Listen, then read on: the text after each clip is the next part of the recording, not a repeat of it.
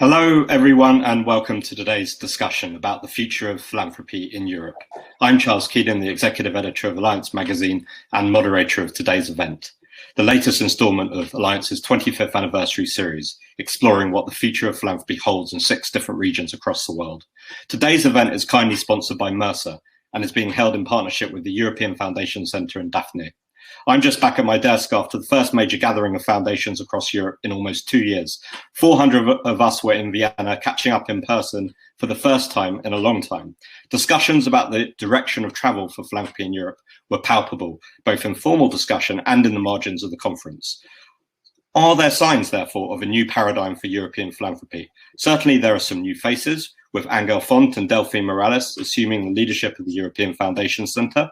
There are some new names too, with an imminent convergence between the EFC and Daphne, creating what its advocates hope will be a bold new organisation for philanthropy in Europe. There are also leading foundations from the Robert Bosch Stiftung in Germany, Calouste Gulbenkian in Portugal, and Jacobs Foundation in Switzerland, amongst many others, who are re-evaluating their priorities, strategies and practices in response to wealth inequality, the climate emergency and the COVID pandemic.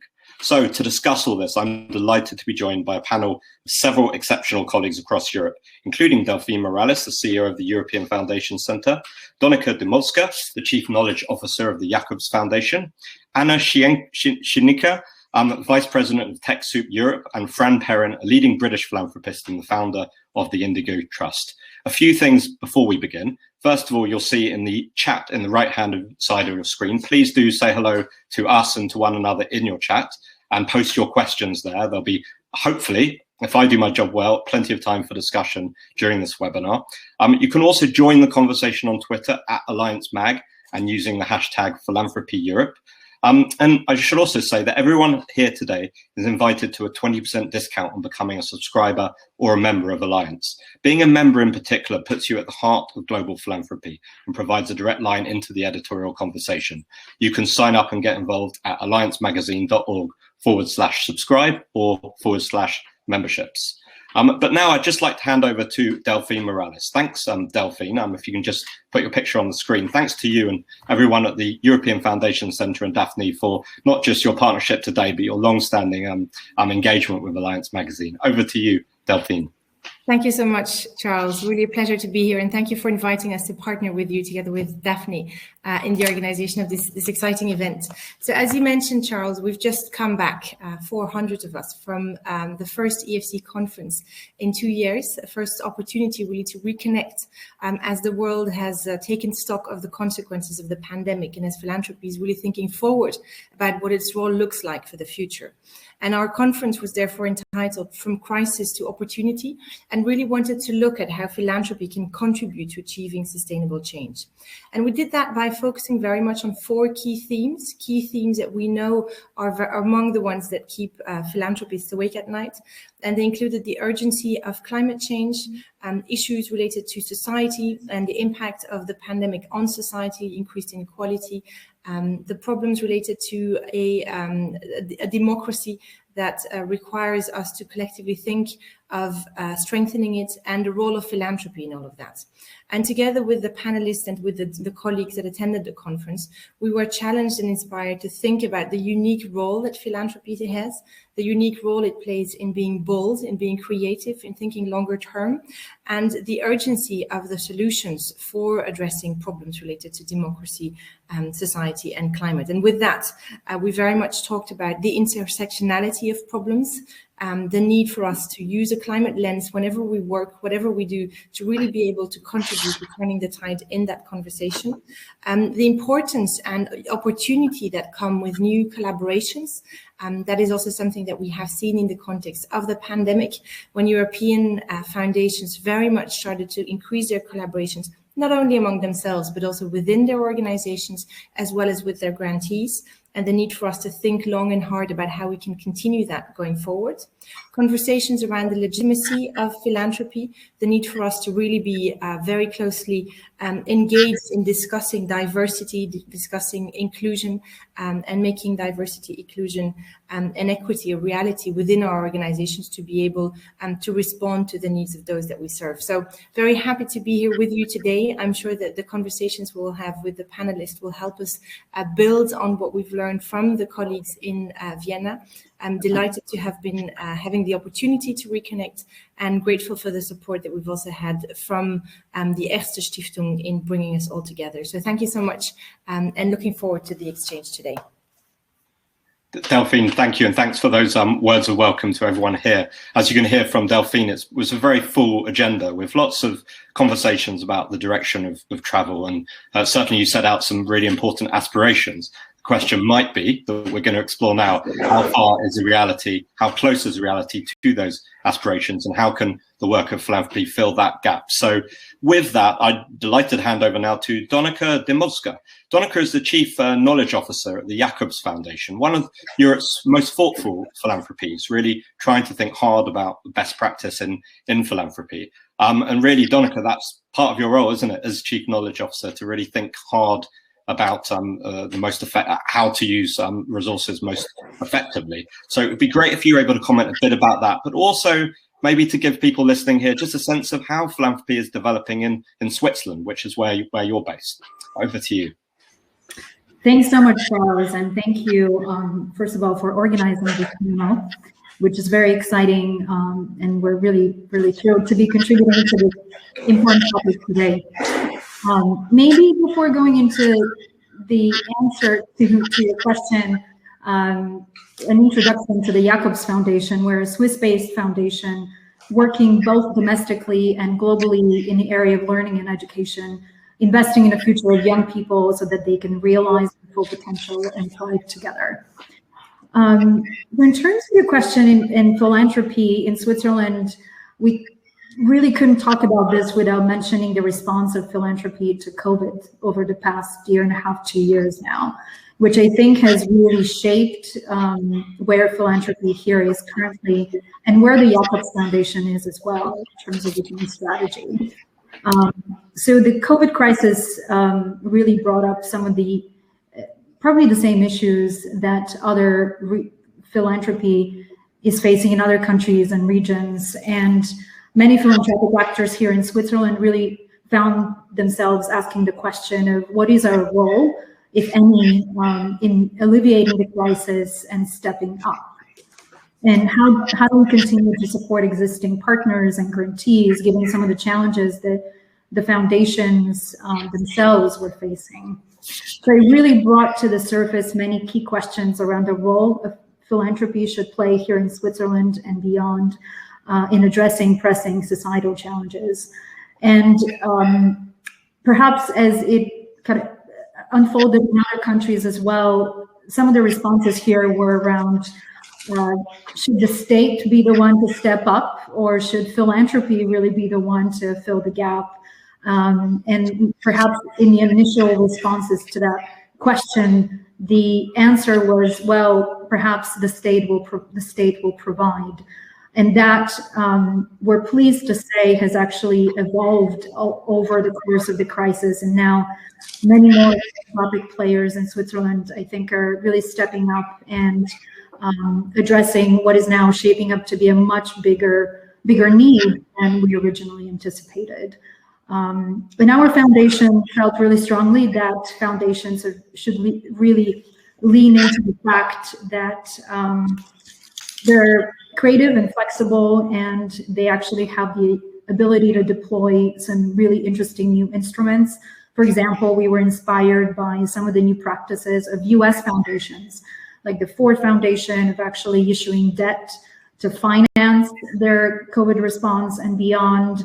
And we really thought that that could be a really, really interesting opportunity for all of us here in Switzerland and beyond to think creatively of what are new ways for us to deploy these innovative instruments and creative ways of addressing COVID challenges, but also beyond. Could this crisis really be a catalyst for more innovative thinking, more creative thinking around what philanthropy in Switzerland and beyond can do?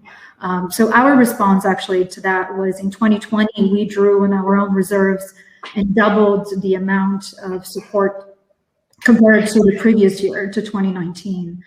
And going forward, we're continuing to double down on these efforts.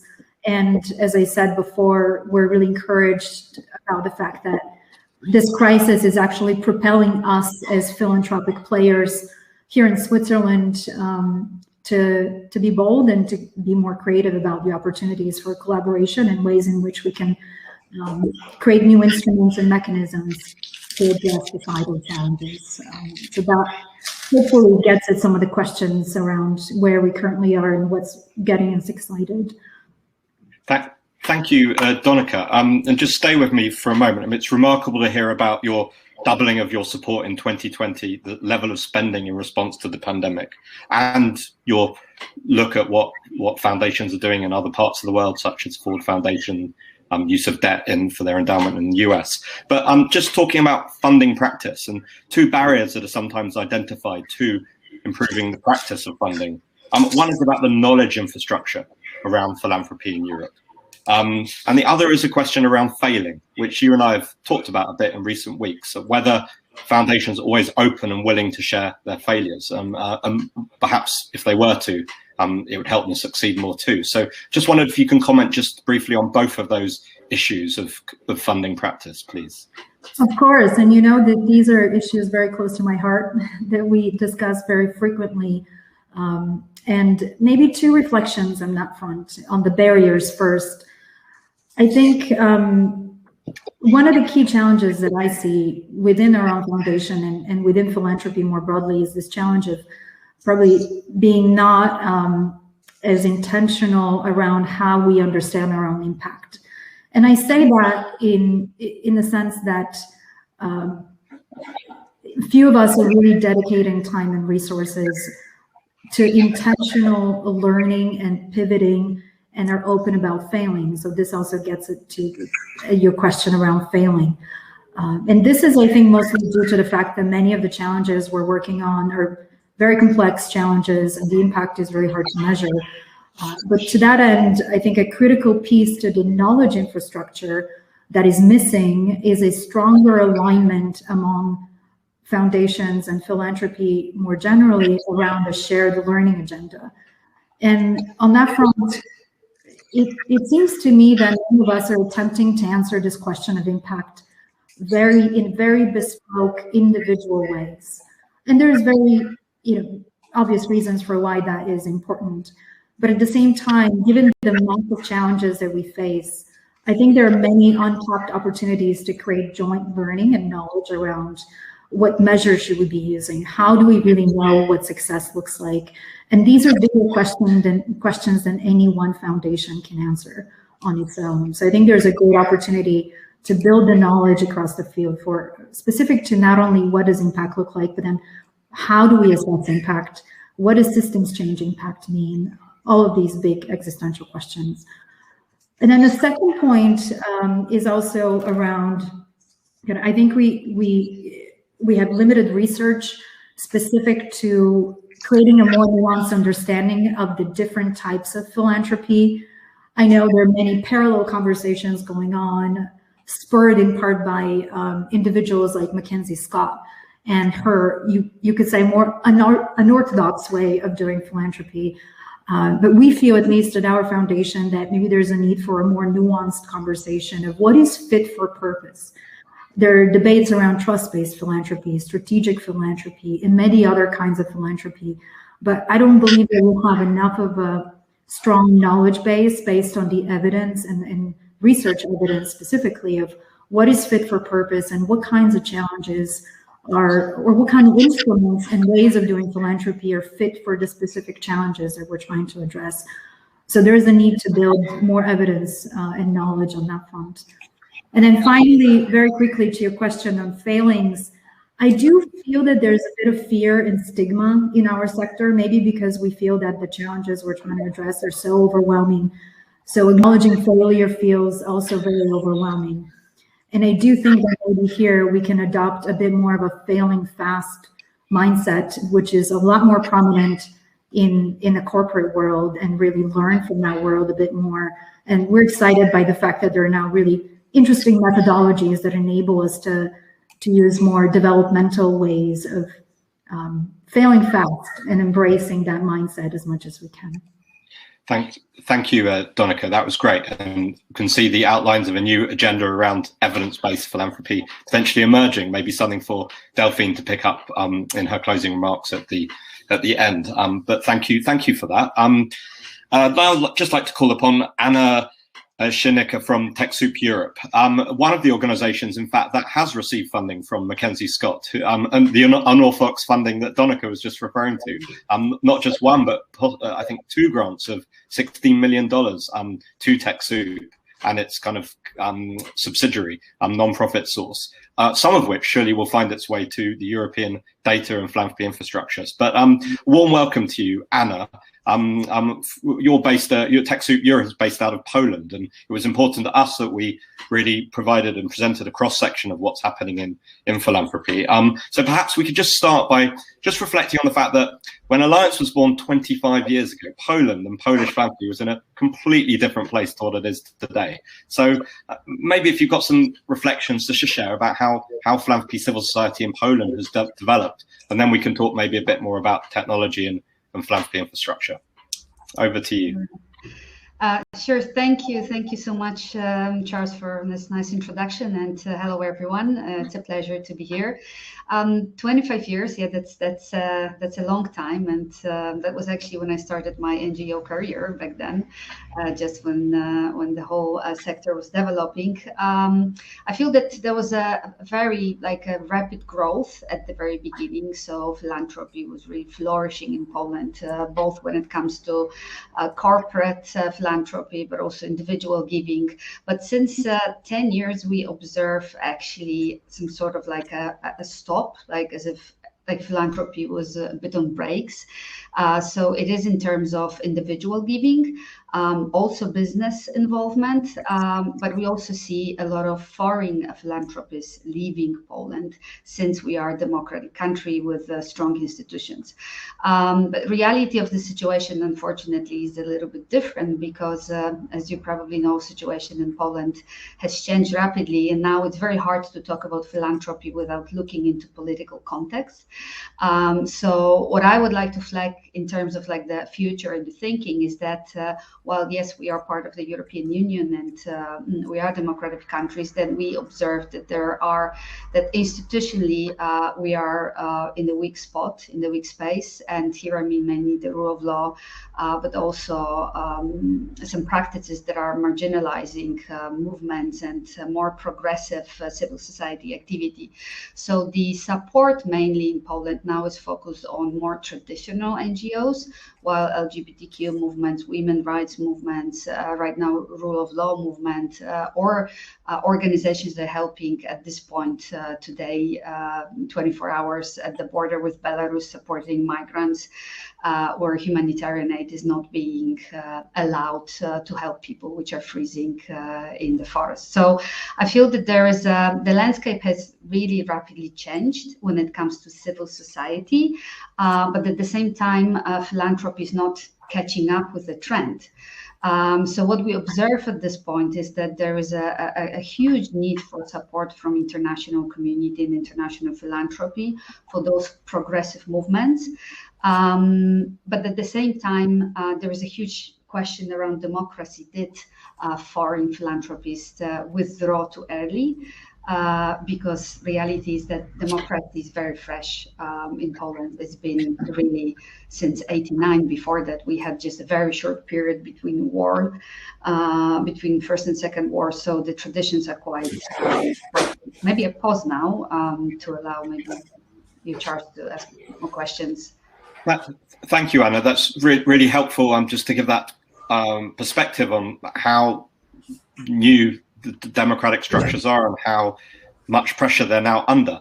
Is there a distinction between what domestic Polish philanthropy can do to support progressive social movements, particularly in the area of women's rights, human rights, LGBT rights, reproductive rights, and what foreign philanthropists can do? Or actually, do you need that base of civil society and philanthropy within Poland to give it the democratic legitimacy to challenge the Polish government on some of these abuses, one might say. So how do you see that balance developing? Because we all know about the Open Society Foundations as well, but what about actors within Poland? So what we think is that there is like, when you talk to people who are looking for the support, we see that there is a lot of hope basically in crowdfunding, especially online giving, since it is anonymous, it's independent, it doesn't put a stamp on you as you are a foreign funded identity, which is also something that Hungarian organizations are struggling with. It's the same with Polish organizations. There was this idea of having a special bill, which hopefully is only a bill, which is basically identifying organizations which are receiving foreign funding as those who are. It is a similar act to what is actually in Russia. But I feel that we can achieve really a lot by investing more in crowdfunding, and it's visible when it comes to very specific activities. So women's rights, LGBTQ, they had a lot of support from individual philanthropy. But when you look at Poland as such, the domestic philanthropy is still not really recognized by people. So after communism finished, we had the lowest social trust in the whole Europe. And it hasn't changed really a lot. So people don't really recognize philanthropy. They don't understand like what philanthropy is. They look into the business and giving from the corporations.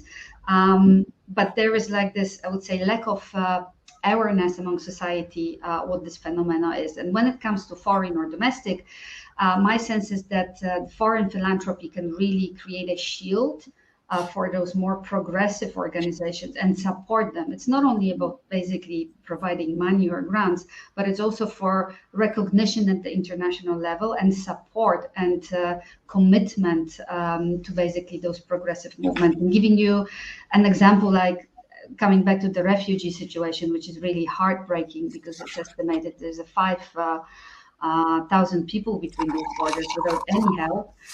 We feel that pressure from international community can really help humanitarian organizations to get to the forest and help people. So it's not what I'm saying it for a reason, because it's of course not only about money, it's not only about grant making, but it's about the support and the pressure that international community can make.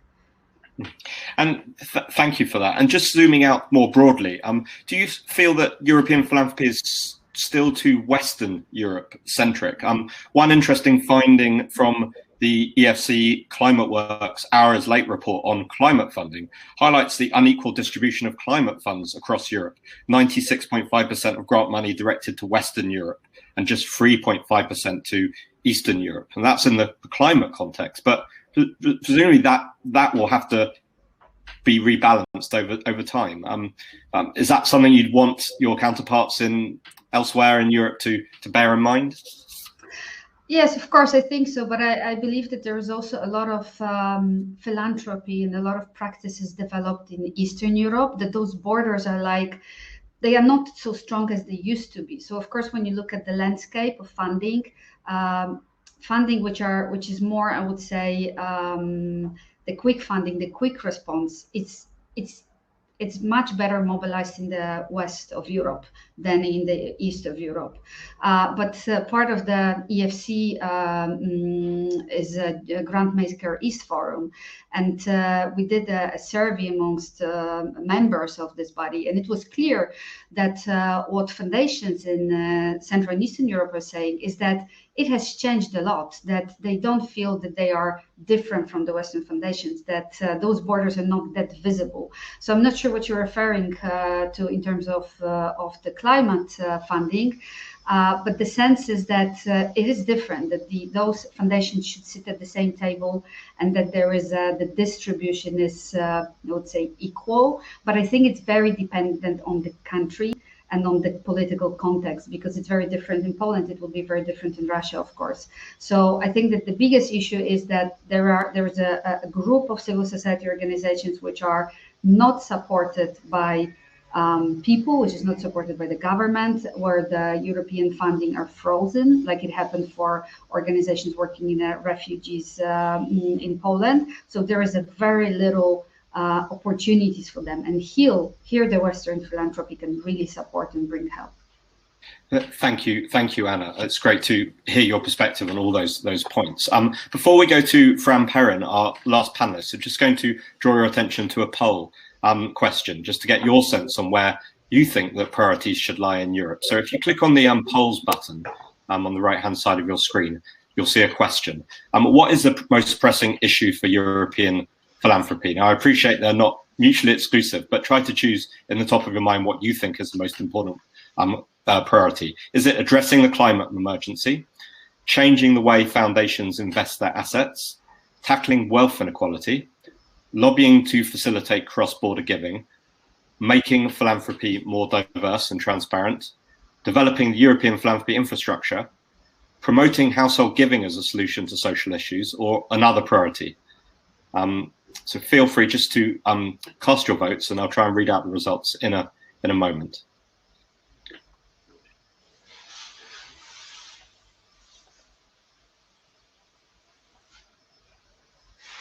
And I appreciate it's a longer question than we normally have, so I'll give you a little bit more time just to read the different options.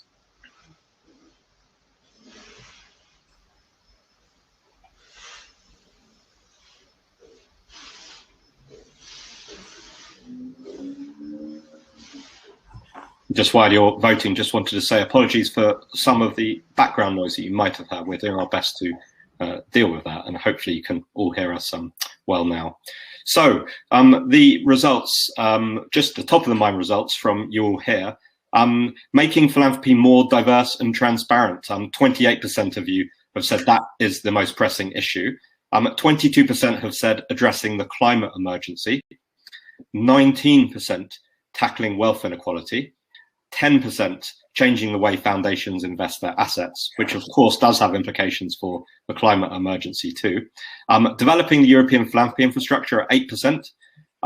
Promoting household giving, so just everyday giving, just 1%. And only 3% saying that lobbying to facilitate cross-border giving is a priority. Though I know that's been a big issue that the foundations at the European level have been working on. So just some food for thought there. Thank you all for your responses. If I can now turn to you, Fran, to join us on the screen. Hi, Fran. And maybe if you want to also just comment on that, particularly given what you do. Fran Perrin is a British philanthropist, one of the leading philanthropists of the newer generation of philanthropic figures in the UK. She's also the founder of the Indigo Trust, which is one of a number of Sainsbury's family charitable trusts in the UK, and also a founder of 360 Giving, which has done so much to transform data landscape around knowledge about foundations, at least in the UK. So it's a real pleasure to have you with us, Fran. If I can just start by asking you, I'm going to find my notes, just how things have changed in philanthropy since you started out as a philanthropist, and what you see, maybe share with people what the priorities look like from the vantage point of the UK at the moment. Thanks, Charles, and thank you so much for including me on this panel. I feel very honoured to be speaking alongside such eminent speakers. I began my career as a philanthropist 20 years ago when I was 20, so I feel that discussing all the changes that have happened since then could take a lot longer than we have for today. But it's been a fascinating journey for me because I was in the strange position of inheriting wealth at a very young age. So I've had quite a long time to develop the personal journey and hopefully a skill set as a philanthropist, but also to watch British philanthropy evolving at the same time, though not always at the same pace, I think. And I found that frustrating. Philanthropy in the UK has moved slightly faster than glacial, but it sometimes feels that we have one new idea every couple of years, but only one. And whether it's implemented can be another question. I think the biggest change that I've observed is simply the visibility of the conversation around philanthropy. While it has a long history in the UK, it's been a very private endeavour. We all will know the names of the larger foundations, but unless you're working in the sector, you'd struggle to describe philanthropy, what a philanthropist might look like or do. It's not widely understood, and it's certainly not talked about if you compare it to US debates around wealth and philanthropy. So as a newcomer to the philanthropy world, I was baffled and thought everybody else knew what they were doing and I was the only one who didn't, and found that there was nowhere really that I could go to have that conversation. When I did, I was almost the youngest person in the room by many decades, frequently the only woman, and certainly the only person who was interested in talking about data and digital at all. That's only changed relatively recently. So the fantastic thing has been that the conversation has increased, that there are more debates, discussions, more knowledge, learning, academic work on best practice. And I'd thank Alliance magazine for really helping stimulate that debate in the UK. I think donor education has been something I've really watched emerge from a non-existent base in the UK. Philanthropy was seen somewhat as a gentleman's hobby, that you made or inherited wealth and you had a profession, often in finance or investment. Giving away the money was a lesser activity and was something that no one needed training in. And when I began asking, where would I go for training, I was almost laughed at. The idea that you would learn these skills was very strange. I was lucky enough to find the Philanthropy workshop, and I'm pleased to see Mary-Louise Gourlay is on this call today, which said actually donors can learn the skill set to be a more strategic donor. I think that's something we've imported from the US, but is something I'd like to see far more of.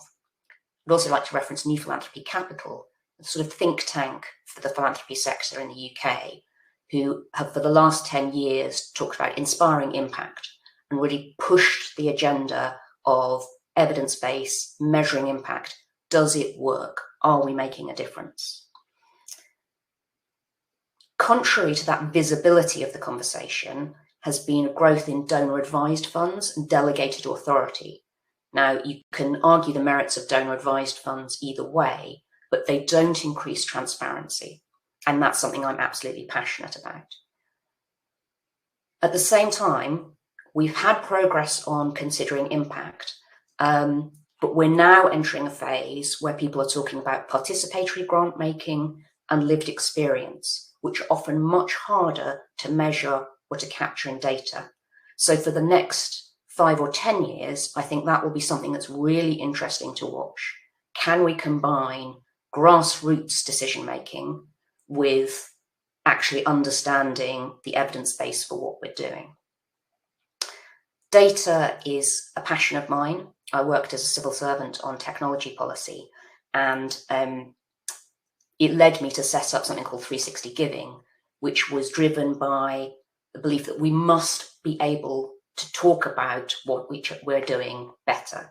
In a Google era, it's bizarre that I can't look up what other philanthropists are doing in any data-driven way. I can simply look at individual annual reports.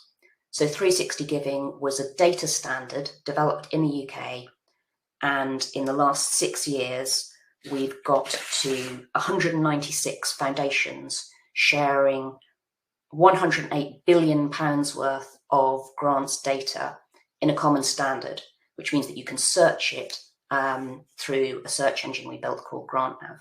We've only focused on the UK, but we publish all the code and guidelines openly so that they could be copied by any country or organisation that would like to use them. And I think that's because I'm passionate about making the process easier than it was for me, cutting back on the waste and inefficiency that donors and charities experience here, and increasing our ability to evaluate what we do. The debate about legitimacy is very recent in the UK, based on Edgar Villanueva talking about decolonising wealth, Rob Reich talking about, is philanthropy failing democracy?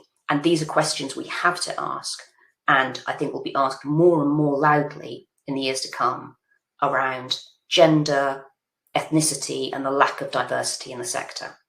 I think that's a really positive move, but we need to be transparent if we're going to have the public answer the legitimacy questions and decide whether philanthropy is really worth it at all. I'll finish off there because otherwise I could talk for many more hours. but I think it's been an exciting time for philanthropy, some very positive changes, but they haven't happened fast enough. And I hope that knowledge infrastructure is going to be something we really prioritize for the years ahead. During COVID here in the last 2 years, philanthropists and foundations stepped up much better than I was expecting, more speedily, with greater agility, and with far greater collaboration. But data and knowledge infrastructure is what will enable that collaboration. Thank you. Thank you very much, Fran, for illuminating what is happening and providing a window into the UK philanthropy context. And it seems from the poll results we just read out just before you spoke that issues of transparency and diversity are issues across European philanthropy. And maybe there's some examples from the UK that will be useful from your own work. So thank you for sharing that. I guess a conversation about British philanthropy in Europe wouldn't be complete without at least referencing Brexit and Britain's departure from the European Union. But just looking at more positive note, do you see ways that British philanthropy can work with and show solidarity for colleagues working across Europe, whether it's on issues like refugees that we heard about from Anna in the context of Belarus, or on knowledge and data, or those donor education networks that you were referring to? It'd be great if you just comment on that as well, please. Absolutely, and I will try to talk about Brexit without weeping onto my keyboard. I hope colleagues on this call will remember how many people in the UK did not vote for the situation we found ourselves in, and find it heartbreaking as we consider ourselves Europeans. I think it means that we have never needed more to collaborate across Europe. Certainly from a UK perspective, we want and need to be able to work with different European countries. I think philanthropy is particularly privileged, obviously, in that we're not dependent on government actions to allow our work to happen. In fact, we're remarkably independent, though working within a context of democratic legitimacy and tax and regulation systems. But I think it's areas of research and knowledge that could be most powerful. There's extraordinary work happening around climate change funding and collaboration, but I'm not an expert, so I would worry about speaking to that. But on all the issues where we share values and fund in similar areas, whether it's around refugees, mitigating the impacts of the pandemic, we can learn so much from each other in the projects we're funding.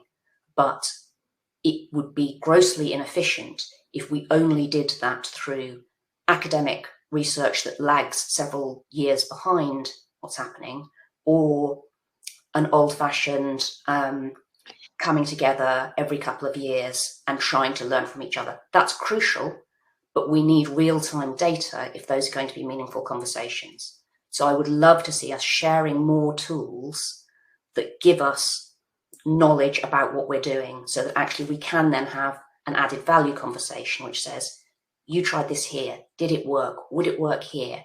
Can we commission research together? Can we share models? So I desperately hope that we will be able to work together on these issues. Thank you, Fran, and thanks for your optimism about the possibilities for working across Europe, and particularly for Brits who are mourning our departure from the European Union. By no means all of us, but certainly a lot of us in the philanthropy sector. If you can just stay in screen, and Donica and Anna just rejoin us as well. Now's the time. We're just over halfway, well, past halfway through this webinar, and we really want to hear questions from all of you. And I'm glad you just mentioned climate briefly. That is an area where there's been a number of philanthropy commitments made about climate. The first one in the UK, but now commitments in from foundations and philanthropy organizations in France, Spain, and now Italy. And yet climate philanthropy still lags at only 2% of overall giving. And I think less than 10% of European Foundation Centre members have signed that climate pledge to do more and to share more about what one is doing on climate. So really a question I just want to ask building on John Cracknell's question in the chat, to Donica and Anna, do you think our collective action to address climate change is insufficient? And what would you hope to see happen?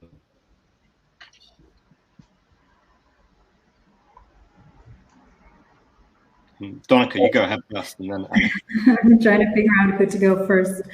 Thank you for that question, and for the question in the chat as well. I think it goes without saying that this is an incredibly important conversation, and I'm really glad to hear that this was a hallmark of the conversations that were happening at EFC conference this past week. I think to the question, I don't think that there is enough happening currently, and more needs to happen. What I would like to see from our perspective is probably a slightly more nuanced understanding of what is the role of philanthropy in terms of advancing the climate conversation and contributing to mitigating climate change.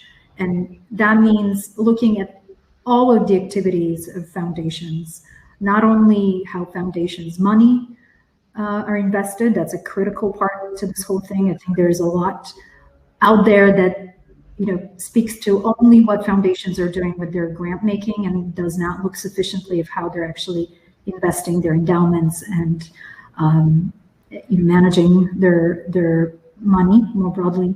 So that's one aspect to this. And then beyond that, also looking at how are their activities across all of their portfolios contributing, not only direct investments in climate mitigation and adaptation, but actually from our perspective, things like we are looking at how are children of today being educated to have that shared consciousness and understanding of supporting not only societal challenges, but also challenges of the planet more broadly.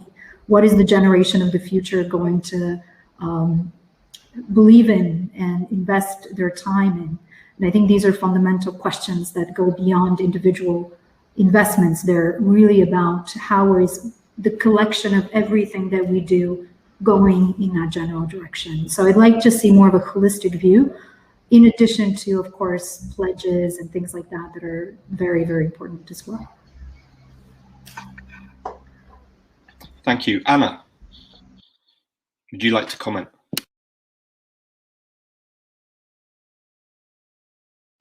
Try putting your microphone on. Didn't work. Does it work? Sorry. From Polish perspective, I feel that the biggest issue is the government. So basically, I feel there's a big role of philanthropy to create a pressure on governments. But at the same time, my sense is that we need better, even internal politics, like definitely less flying, creating some benchmark indicators, which we'll be using when we are grant making. These are, I think it's a collective action, means also our own behavior. So I feel that there has to be a shift, and we should serve as those who are just showing the new behaviors, new ways of working.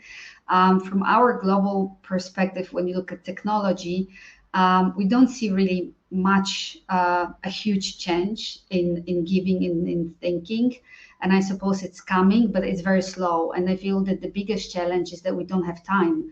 So the old way of working and thinking, gathering data, preparations, and like exactly I would second the idea of the real-time data, and the time is now, and we are just really losing it as we speak.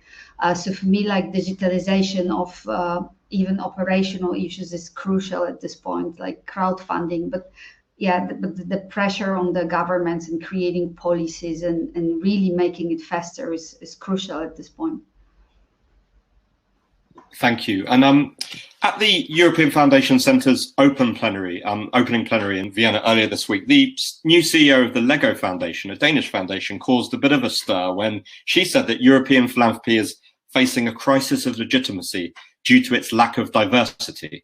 Now, that was a point that Fran touched on in terms of the increasing scrutiny of philanthropy and maybe expectations of philanthropy to reflect more and better the societies it serves. So just wonder whether you'd like any of you would like to comment on that and maybe have some specific suggestions about how that issue might be addressed. And I'm looking at you, Fran, here, because in the UK, there is an embryonic initiative to rate foundations on the basis of their diversity, which could lead to some maybe not some uncomfortable findings. How do you and then Donica feel about that kind of approach to addressing this putative diversity crisis? I think there is a huge problem in diversity, and I say that as a member of a network of family foundations where there is virtually zero diversity. There's not even diversity of surnames. So family foundations in particular have been very slow on this and haven't necessarily realized that there's a problem at all. I'm pleased to see the discussion happening more and more, but I think many foundations aren't engaging with it properly. I think transparency around the lack of diversity is helpful, but I don't think that solves it alone. Foundations aren't companies, they're not subject to market forces, and public opinion of them doesn't necessarily impact on their work. I think I'd like to see far more peer pressure, donor to donor, philanthropist to philanthropist, to say, this is 2021, this needs to change, and it's possible. So even a family foundation is not legally required to only have family members. It's very simple to improve diversity, and it doesn't need to be done as a tick box exercise. It should be done because we should have the best trustees, the best staff, the best colleagues that we can find. And if we're taking from a completely undiverse pool, it's unlikely that we're recruiting the best people. So I think benchmarking is one way to approach it, but I think it's much more about foundations stepping forward, stepping up, and holding ourselves to much higher standards. Thank you, Fran. And Donica, you work for a Swiss foundation, which is also active in West Africa, but it's still a Swiss family foundation. How do conversations about diversity of the composition of boards, senior management staff take place at Jacobs and indeed more widely in the Swiss foundation sector? Yes, thank you for that, Charles. I think the issues of legitimacy are certainly not specific to operating within your own country or continent, and they're probably even more pressing in the context of European foundations working within sub-Saharan Africa. And there are two key points. I think one thing that we've really spent quite a bit of time thinking about is how does a foundation actually engage within West Africa specifically, which is where we're operating, without really building a team or flying in and out, which is kind of the outdated model of development of the past, and really being the one that engages eye to eye with the stakeholders within government and the broader community that we work with, and supporting really the Africa-based organizations that are embedded within the ecosystem that they're trying to change. And that's been our strategy, is really not to import a Zurich-based team into Abidjan or Accra, but to really very much approach it from the perspective of where can we add value and how can we work directly with the organizations that are active in those geographies. And the same for, I think, our Zurich-based team is really to think about how do we diversify our own staff. I think there is something very specific there of how do we improve our HR practices and recruiting models, and also we've recently added 2 women to our board, so we have a more gender balanced board, which we're very excited about. I think some of the limitations to mention in terms of staffing ourselves are really very much related to, are we able to hire people from abroad? Are we able to bring in people who are not EU or Swiss citizens? And these are very practical challenges that are, of course, not the only ones, but some of the things that we're trying to really address of how can we become much more diverse, and how do we overcome these shared challenges that are beyond individual foundations. Thanks, Donica. I'm just going to turn to a question in the chat, which I also put to Anna. Anna Redondo in the chat says, during the closing plenary of the EFC conference this week, one of the moderators talked about a lack of urgency, or not enough urgency in changing philanthropy. Issues such as the COVID pandemic have not maybe led to changes being implemented quickly enough or permanently. And Anna, you also, I think, wanted to talk about participatory grant making, maybe as an antidote to some of those diversity challenges. So would you like to pick up one or both of those points? Sure. Maybe I'll refer to the participatory grant making, since there was a lot of discussion about this during the annual conference now in Vienna. There was a lot of examples and thinking beyond, like, in terms of how we can diversify decisions. I mean, the people who are making decisions, how we can make those processes more inclusive. And one of the answers was, yes, participatory grant making, looking into communities, raising the voice, not operating only on hard data, on research, but really bringing in people to have more relevance, but also to be very, so really operate in the real time. Was quite a lot of very interesting examples, like starting from Mamacash, which is actually turning completely into the model of participatory grant making. But that is a huge challenge, because that requires a completely different system of grant making. But there was those discussions were visible pretty much in all sessions, that's the future, bringing in community, being more participatory. Thank you. And I can see while you've been speaking, there's lots of suggestions being put in the chat by our panelists. So thank you for that about ways forward. Question from about impact from, bear with me a second, it's just gotten from Matteo Botticcia. How does the need for evidence about work intersect with funding decisions? Do you have a sense that more and more funding will be directed towards organizations that can measure impact? Which is that in a way the opposite of a trust-based grant-making model that's been so celebrated by Mackenzie Scott and others, where actually you're not relying on measures of impact. You want to allow organizations the freedom and the space to work it out, and you trust them to do it. Can we bring those two schools of thought, the impact first and the trust first approach together? Fran, I'm going to turn to you just briefly, because in a moment we're going to bring in Delphine Morales for some comments too. But over to you, Fran. I think it's certainly possible to bring those two together, but I haven't seen it done well yet. So I think both movements have huge merit, but both tend to be applied oversimplistically. It's seen as one or the other. So impact measurement and evidence-based funding is fantastic, but it works better for some areas than others. So if you're measuring distribution of vaccines or poverty relief, and you can't measure it, there's probably something wrong with your process. If you're funding advocacy work around human rights or anti-corruption practices, it's very, very hard to show an evidence base and impact with any real sense of causality.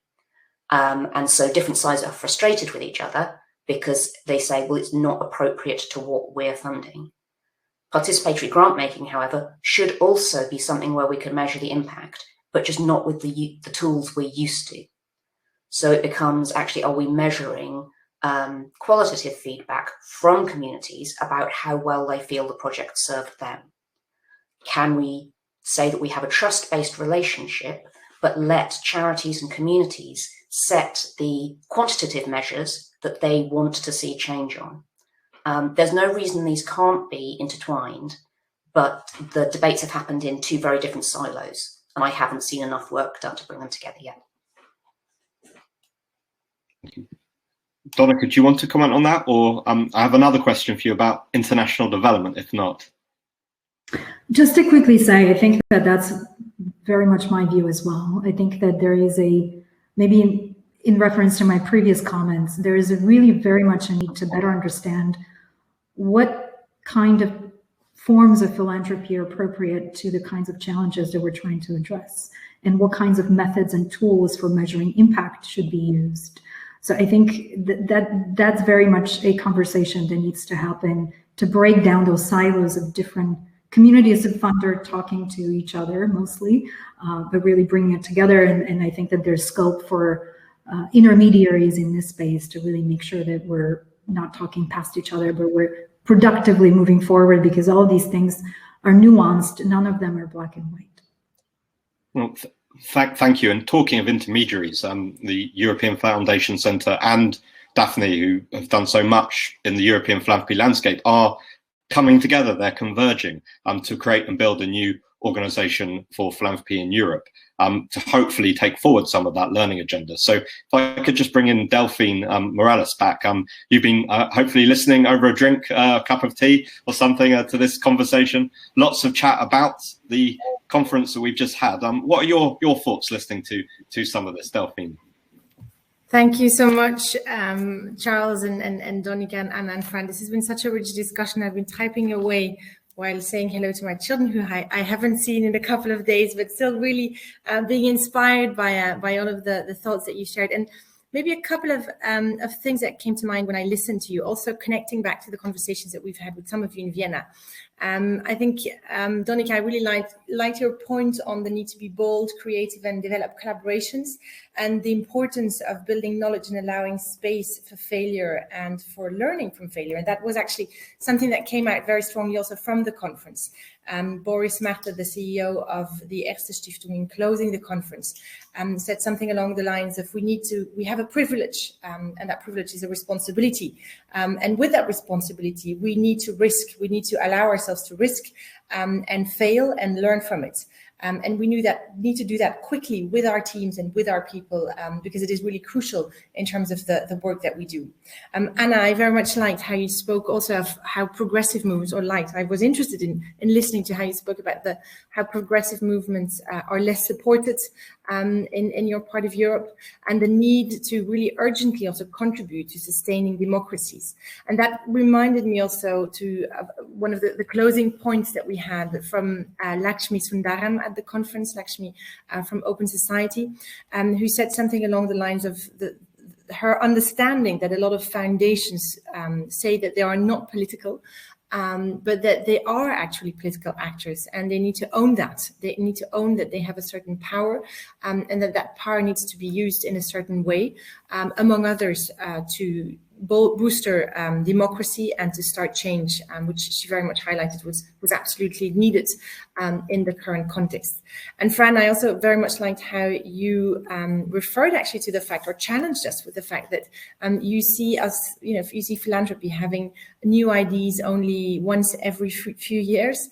And in the context of the conference in Vienna, a point that was made on one hand by Kumi Naidu, who spoke at the panel and closing session, he referred to Einstein's definition of insanity, which is basically doing the same thing and expecting different results, and that we need to get out of that mindset. And as a way forward, A.B. Albrechtsen, the new CEO of Lego, suggested on the occasion of the opening plenary that we really need to stimulate creativity and creative learning, not only for children, but also for us as adults. So those were some of the points that I took with me from the conversation, but I was also really pleased to hear some of the continued exchanges around climate. And Donika, your point, I think, around how we really need to use a climate lens to look at what we do, and with that need to ask ourselves questions not only about what we fund, but also how we operate, how we invest, etc., to see where as foundations we either mitigate or accelerate climate change. And with that also the need to educate children in understanding climate change and understanding what the solutions are. And a lot of the conversations we had in Vienna were also around needing to find ways to be hopeful and to act rather than despair in the context of the current climate crisis. And I think I also sensed some of that in the points that were raised in our conversation. Then maybe with regard to legitimacy, and linked to that, the conversations around participation, diversity, equity, inclusion in our organizations.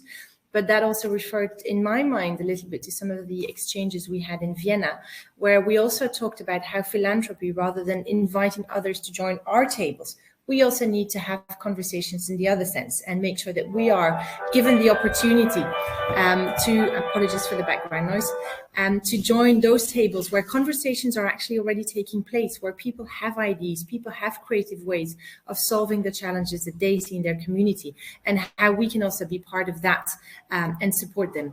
And again, with that also the fact that responses and solutions are not black and white, and we need to make sure that we use the right form of philanthropy to address the kind of issues and impacts that you are looking for as a foundation, taking into account the diversity of your work and background. So maybe to close, I wanted to share a couple of points that we had also asked from the delegates in Vienna that I think perhaps can build on what we heard and help us continue the conversation going forward. And of course, we saw that foundations and members who attended the conference are very much concerned with the downfall of the COVID-19 crisis. And in fact, when asking delegates for their thoughts ahead of the conference, they very strongly expressed their concerns around funding gaps related, for instance, to the fact that half of the globe still has an uphill battle when it comes to vaccinating its population, but also concerns around specific issues for which we have seen funding decrease as priorities shifted in response to the emergency. That also reminded me a little bit of some of the points that Donika mentioned at the beginning of the conversation today. The good thing, I guess, is that foundations also see opportunities beyond the challenges. That was also the title of our conference. And some of the opportunities that were seen by members were around the momentum that we have to build on, the need and the opportunity for us to reset the system, to renew foundation practices, and to look at it through an intersectional lens so that we become more engaged, more vocal, more inclusive, more visible, more responsive, and more collaborative. And those are not my words. Those are the findings that we had from a survey that was responded to by 321 delegates attending our conference last week. To close, I wanted to refer also to the point that you made, Charles, around indeed how EFC and Daphne are really looking at the opportunity for us to become stronger together in serving our members and helping the sector to thrive at a time when we really need philanthropy to be at its best. And we asked the delegates in Vienna what they were hoping from this new, let's say, European platform that will emerge from the collaboration between EFC and Daphne. And 3 key words came out of that. And to me, those key words really resonate, and they give me a lot of hope for what we can do together. And the 3 words were courageous, inclusive, and humble. So I think that if we manage to do that, to be courageous, inclusive, and humble, we may have the opportunity to move the needle a little bit. And I hope that that has also been helpful to conclude. Well, thank you. And we'll certainly be staying tuned as the EFC and Daphne come together to do exactly that across Europe. I'm very grateful for you distilling the conversations we're having in this webinar and indeed connecting them to the conference in Vienna. And in particular, very grateful to your son for his forbearance in letting you be here with us today at the last moment. We really, really do thank you for that. But I hope you've enjoyed, everyone listening here, today's discussion. If you found it helpful, please do consider becoming a member of Alliance today. Being a member puts you at the heart of global philanthropy and enables you to feed directly into the editorial conversations we're having here at Alliance. So we really do want your voices, and you can sign up at alliancemagazine.org/membership. I'd like to end by saying thank you to our sponsors, Mercer, our partners, EFC and Daphne, to our panelists, Delphine, Donika, Anna, and Fran. Thank you all so much for sharing your time and your wisdom today. Thanks to the Alliance professional team, in particular, Anne-Marie McQueen, who's behind the scenes producing today's event. Thanks, Anne-Marie. And most of all, thank you for you being here with us today and being part of a growing Alliance community at the heart of global philanthropy. Our Future of Philanthropy webinar series continues on the 2nd of November with Andrew Milner in the chair, talking to colleagues about Asia and about where philanthropy is headed in Asia. And I'll be back on the 17th of November to explore the future of the philanthropy-focused media with a fantastic lineup of philanthropy editors with colleagues in the US. You can sign up for those events at alliancemagazine.org/events. But until then, thank you very much. We'll see you again. But until then, all the best and goodbye. Thank you for joining us.